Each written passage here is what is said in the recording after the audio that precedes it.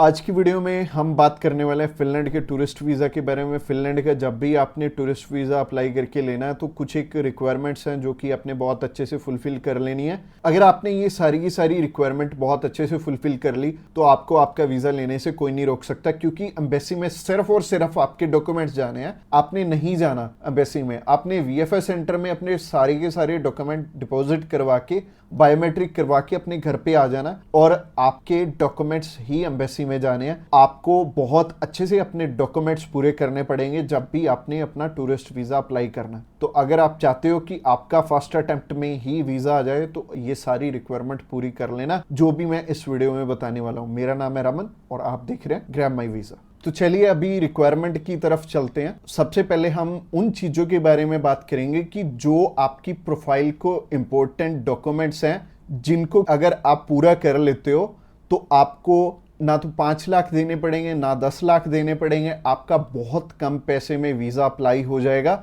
आप चाहे खुद करना चाहो खुद भी कर सकते हो। अगर आप किसी की हेल्प लेके करना चाहते हो तो आप उनकी हेल्प लेके भी कर पाओगे। बस बात यह है कि आपकी तरफ से जो जो डॉक्यूमेंट्स चाहिए वो अच्छे से फुलफिल होने चाहिए और उन्हीं के बेस पे वीज़ा आपको एक एम्बेसी देती है या नहीं देती। तो अगर आप भी चाहते हो कि कम पैसे में वीज़ा अप्लाई हो जाए तो सबसे पहले आपकी तरफ से जो डॉक्यूमेंट रिक्वायर्ड है वो है आपका पासपोर्ट में वैलिडिटी होनी चाहिए 6 मंथ की। और इसके बाद आपको आईटीआर चाहिए होंगे पिछले 2 साल के और पिछले 3 मंथ की बैंक स्टेटमेंट चाहिए होगी। इसके अलावा आपको कुछ एक चीज़ें और रिक्वायर्ड होंगी जो कि आपके ऑक्यूपेशन से रिलेटेड होंगी, जैसे कि आप अगर बिजनेस करते हैं तो आपका कवर लेटर हेड पे आएगा और आपको अपने बिजनेस का प्रूफ देना पड़ेगा। अगर आपका करंट अकाउंट है तो आपको अपना करंट अकाउंट साथ में अटैच करना पड़ेगा। अगर आप बिजनेस नहीं जॉब करते हैं तो जॉब में क्या है कि अपनी एम्प्लॉयर की साइड से आपको एक एनओसी चाहिए होगी और इसके अलावा आपको अपने एम्प्लॉयर की तरफ से जो आपको सैलरी स्लिप्स मिलती हैं वो आपको चाहिए होंगी। यानी कि अगर आप जॉब कर रहे हो तो आपको 2 चीज़ों की रिक्वायरमेंट है। पहली है सैलरी स्लिप्स और दूसरी जो चीज़ है वो है एनओसी। और एनओसी में क्या चीज़ मेंशन करनी है, आप ये छुट्टियों के लिए यूरोप में घूमने के लिए इंटरेस्टेड हैं और यूरोप में आप जा रहे हैं और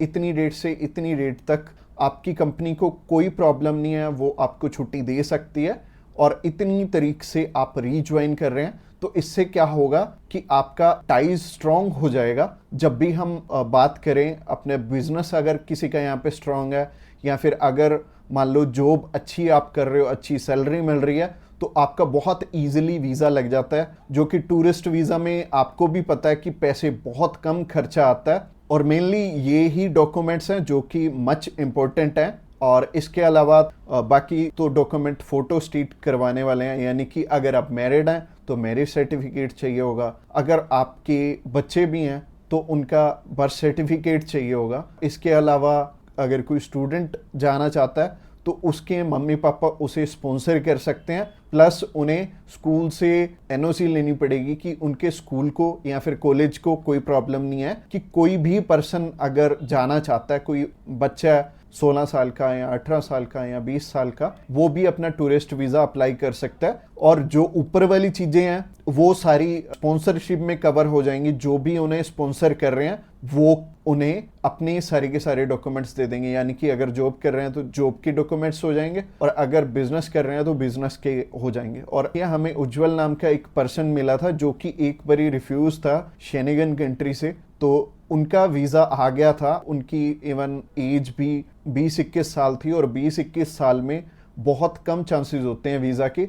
बट अगर जो आपको स्पॉन्सर कर रहा है उनके साथ अप्लाई कर लेंगे तो अच्छा रहेगा। तो ऐसे करके उज्जवल और उनकी मदर का वीज़ा आ गया था और उन्होंने अपने मामू के पास जाना था। उन दोनों ने इकट्ठे ही ट्रैवल कर लिया, उनकी मदर ने भी उनके साथ ट्रैवल कर लिया और मदर लौट के वापस इंडिया आ गए थे और बहुत अच्छा रहा उनके लिए और बहुत कम पैसे में उनका अप्लाई हो गया था। उनका वीज़ा 15,500 रुपये में अप्लाई हुआ था। इसके अलावा ये जितनी भी रिक्वायरमेंट मैंने आपको बताई हैं इनमें से मच इम्पोर्टेंट जो हैं वो हैं आपका ऑक्यूपेशनल प्रूफ, आपके आईटीआर, और आपका बैंक बैलेंस। ये तीनों चीजें बहुत इंपॉर्टेंट हैं और ये आपस में मैच भी कर रही होनी चाहिए, तो ही आपका वीजा आएगा अगर ये तीनों चीजें आपस में मैच कर रही हैं। और ये चीज आपको मैं वीडियो में तो बिल्कुल भी एक्सप्लेन नहीं कर पाऊंगा, वैसे ही ये वीडियो आई थिंक 7 से 8-10 मिनट की हो जाएगी, और अगर मैं इसी वीडियो में एक्सप्लेन करने लगूंगा तो बहुत बोरिंग हो जाएगा और आपको हो सकता है आपके प्रोफेशन के हिसाब से समझ भी ना आए। तो आप क्या कर सकते हैं, तो आप अभी हमें कॉल कर सकते हैं या फिर व्हाट्सएप पे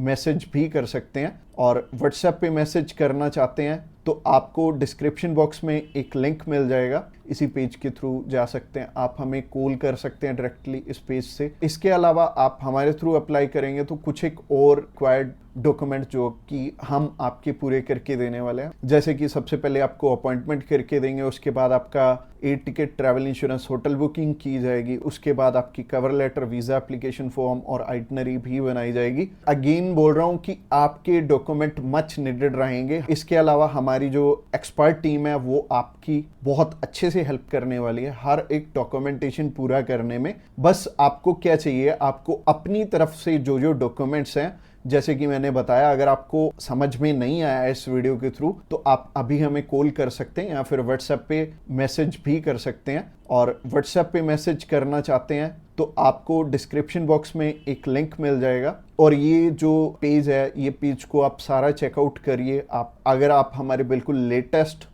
जो सक्सेस स्टोरीज हैं वो देखना चाहते हैं तो आप हमारे इंस्टाग्राम चैनल पे भी इसी पेज के थ्रू जा सकते हैं। आप हमें कॉल कर सकते हैं डायरेक्टली इस पेज से, और इस पेज का लिंक आपको डिस्क्रिप्शन बॉक्स में मिलेगा। तो ये बहुत सिंपल रहेगा, जब भी आपने किसी भी शेनेगन कंट्री का अप्लाई करना है तो आप इस पेज के थ्रू कर सकते हैं और आपको बिल्कुल भी टेंशन लेने की ज़रूरत नहीं है। हमारी टीम्स ऑफ एक्सपर्ट्स हमेशा रेडी है आपकी हेल्प करने के लिए। और अपनी रिक्वायरमेंट अच्छे से पूरी कीजिए। रिक्वायरमेंट अगर पूरी नहीं होगी तो चांसेस है कि आपका वीज़ा रिफ्यूज़ हो जाए। और जैसे कि मैंने रिक्वायरमेंट बहुत अच्छे से समझाई है इस वीडियो में।